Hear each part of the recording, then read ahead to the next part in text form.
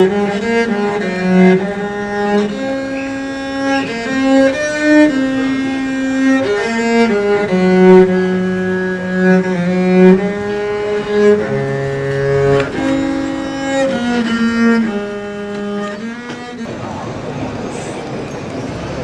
Sique y el Saque eran considerados gobernadores tanto en Funza como en toda Cundinamarca.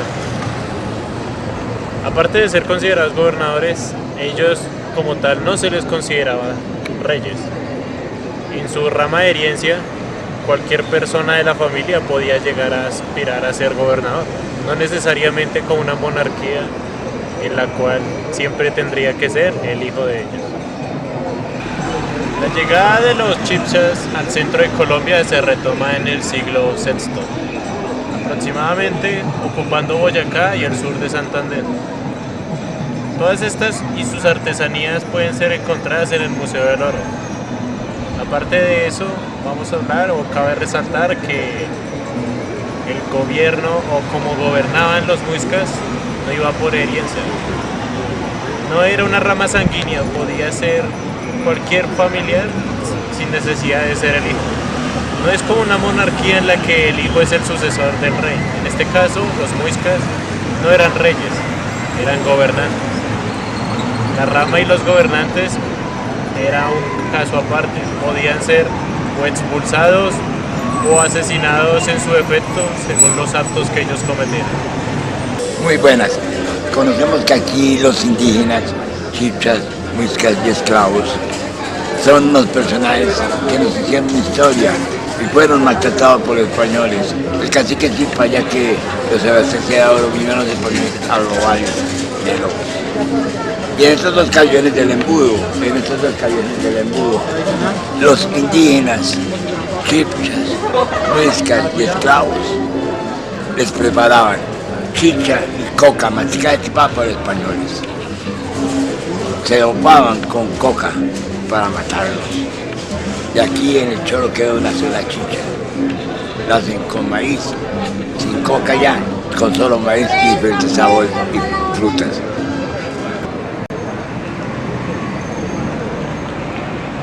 La historia que estábamos o que acabé de narrar sobre los chibchas o muiscas, como quieran llamarles, en este caso es relatado sobre un cuento, un relato chibcha llamado El Bermejo aspira a ser rey. En este nos relatan la historia de que el bermejo, al ser rojo o rojizo, no era considerado para ser gobernador. Era, por decirlo así, de una manera ignorado por todo su pueblo. Por más ideales que tuviera, no iba a ser considerado, así lo apoyaron.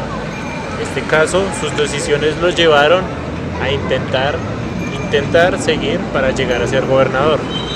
Incluso mucha gente que lo siguió lo empezó a abandonar. Esto que llevó a un conflicto donde muchas personas empezaron a morir por culpa de que el Bermejo llegara o no llegara a ser rey, en este caso gobernador. Recordemos que ellos no eran considerados reyes. ¿Qué sucedió? El Bermejo, al verse abandonado, siguió luchando con todas sus fuerzas hasta que fue herido y murió, y sucedió a eso, fue enterrado.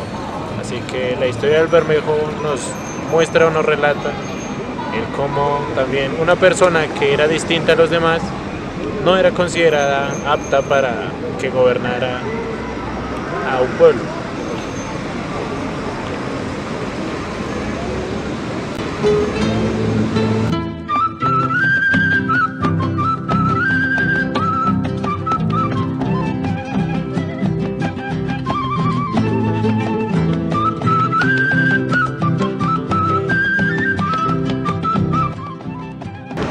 Las razones por las cuales se hace este video.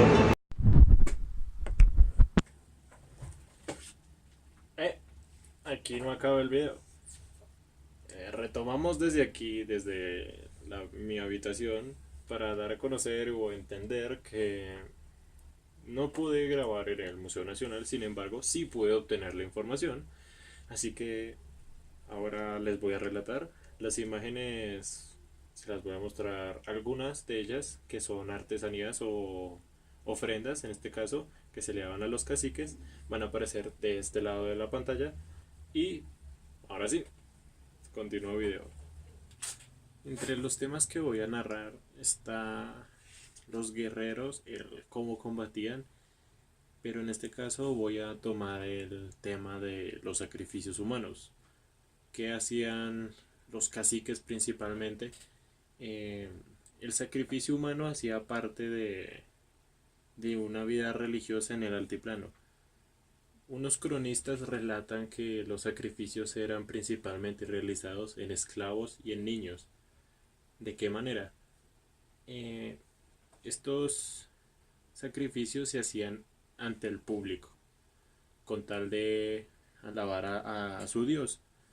¿Qué hacían ellos? Lo que tomaban era al niño o al esclavo en sí, lo dejaban contra una pared y seguido a eso empezaban a lanzarle flechas, hasta que evidentemente la persona iba a morir. ¿Qué hacían después de esto? O sea, no simplemente lo asesinaban, sino después creaban unas jarras especiales con muchas veces con el rostro de la entidad a la que ellos quieren alabar. Dentro de esta jarra u objeto guardaban piedras, esmeraldas, cualquier joya o incluso restos del cuerpo humano de esa víctima. Eh, los caciques, cuando querían hacer algún sacrificio, evidentemente mandaban a sus guerreros a capturar a esos esclavos y llamar al pueblo para que presenciara el acto. Ahora voy a narrar sobre cómo era un guerrero, a qué se dedicaba un guerrero y qué armas utilizaba. Luchar. ¿Por qué? Por recursos e ideas. El conflicto es un elemento inherente en todo ser humano. Cualquier sociedad, desde la prehistoria, siempre ha buscado una manera de combatir por un ideal. ¿Qué se hacía en los prehispánicos? ¿Qué hacían? Muchas veces era conflicto territorial, religioso, político.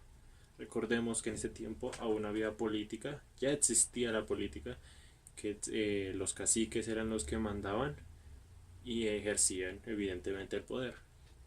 Eh, ¿Con qué fin menciono esto? Es porque tomando en cuenta que la información es sacada del Museo Nacional, eh, relata que muchos de los combates que se vivieron los prehispánicos aún se pueden encontrar y que son todavía búsquedas arqueológicas. En estos casos, a la vista del público se pueden ver eh, rejas o barreras que se podrían decir que eran en su tiempo el medio de fortaleza que ellos tenían. También se podían encontrar armas que usaban los guerreros o talladas así de una manera explícita o de una forma única según el guerrero que la tuviera. No todo el mundo tenía la misma arma, evidentemente. ¿Esto a qué conlleva? Que los conflictos en grupos de la era prehispánica siempre van a derivar de episodios que llevan a la violencia. Pero los motivos y orígenes de estos conflictos, aún en la actualidad, son parte de estudios arqueológicos. Lo que les voy a contar es una parte que estaba en el Museo Nacional, a la cual no se puede acceder. Sin embargo, el contenido que tiene este espacio es bastante amplio y bastante interesante. Les adjuntaré una foto por aquí sobre qué es y sobre qué trata principalmente.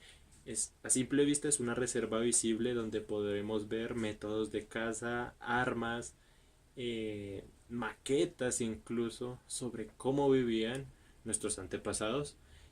Está catalogado, registrado y promueve a nosotros como espectadores miradas que nos lleven a investigaciones que tuviéramos en ese momento.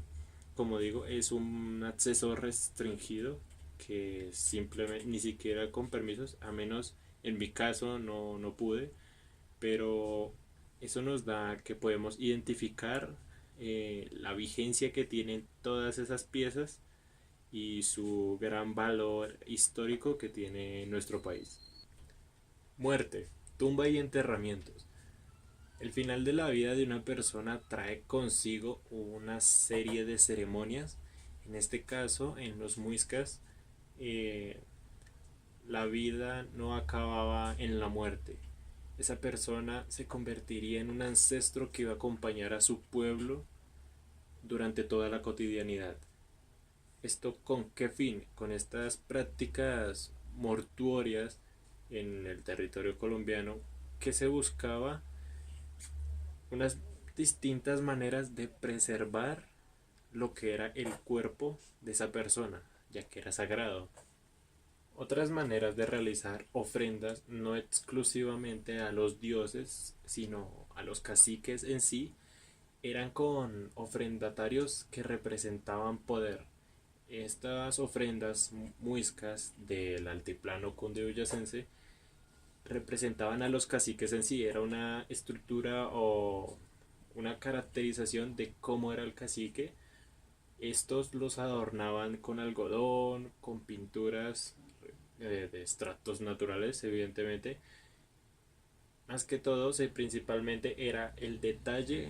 Entre más detalles, el cacique se sentía obviamente mucho mejor. ¿Qué hacían los líderes muiscas? Ellos basaban su poder en la administración y la producción en hilos y textiles, en redes de comercio, evidentemente, y la organización de fiestas y ceremonias. Entonces, en estas ceremonias era donde se les hacía esta ofrenda de poder para darle al cacique como un recordatorio de quién era el que mandaba en ese momento.